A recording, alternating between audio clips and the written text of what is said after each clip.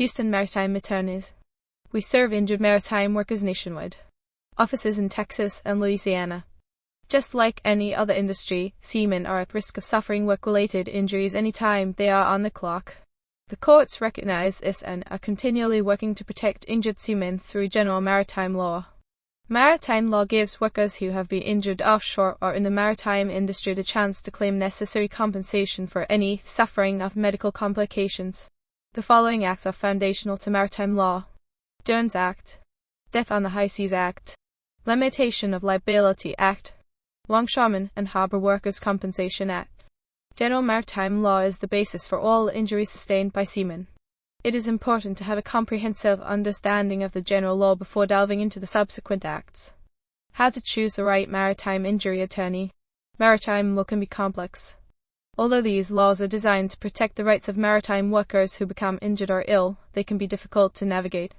This is why it's crucial to seek legal representation from an attorney who has a deep background in this area of the law. It is essential to select an experienced maritime lawyer. When choosing an attorney, you should inquire about the number of maritime cases they have tried. Don't allow an attorney to dance around your questions. You need to select someone who is prepared to give honest, direct answers to all of your inquiries. The basics of maritime law. Maritime law is derived from many sources, including federal statutes and general maritime law. These sources provide some of the maritime doctrines that are commonly used in cases involving vessels and their passengers and crew. Maritime law sets forth many of the basic legal tenets associated with the sea and seamen, including seaman's right to maintenance and cure. Maintenance and cure refer to the benefits a seaman is entitled to until he/she recovers and is fit for duty. However, there is a maximum medical improvement limit that can control the amount of compensation received. Maintenance includes such expenses as the seaman's rent or mortgage, utilities, property taxes, homeowners insurance, and food. Cure is similar to workers' compensation benefits for employees. It covers costs related to medical treatment for the work-related injury. A seaman is someone who is a captain or crew member aboard a vessel in navigation. Also similar to workers' compensation, maintenance and cure does not require that the seaman prove any fault for their injury. The employer is required to pay. The Jones Act. The Jones Act is a federal law that gives seamen a statutory right to sue their employer for personal injury damages. However, a seaman must spend at least 30% of their time working on a vessel to qualify for the Jones Act. Not only does the Jones Act provide the seamen a statutory right to sue their employer, it also eases the burden of proof needed to prove causation between the employer's negligence and the seaman's injury. Under the Jones Act, the employer's negligence only needs to play a part in the seaman's injury rather than being a proximate cause. The Jones Act also incorporates aspects of a Federal Employment Liability Act.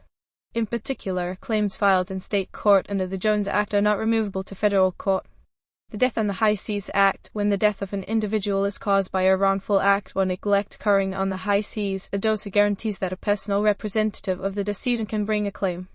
The Saving to Suitors Clause. Federal law establishes exclusive jurisdiction for admiralty and maritime cases in the federal district courts absent any language indicating the contrary within a statutorily created right, such as the Jones Act.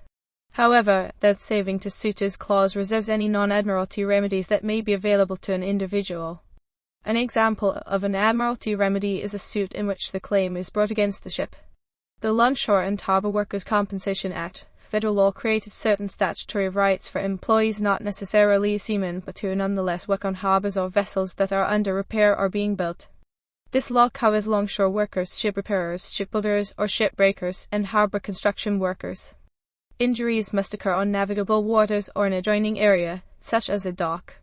This law provides for compensation and medical care for an individual injured while on the job or survivor benefits. The Outer Continental Shelf Lands Act extends the LHWCA to employees engaged in offshore drilling on the Outer Continental Shelf. History of Admiralty and Maritime Law. Maritime law, also referred to as Admiralty law, is nearly as old as the shipping industry itself and governs most accidents that occur on navigable waters. The law's roots can be traced back to the unwritten customs of nautical behavior.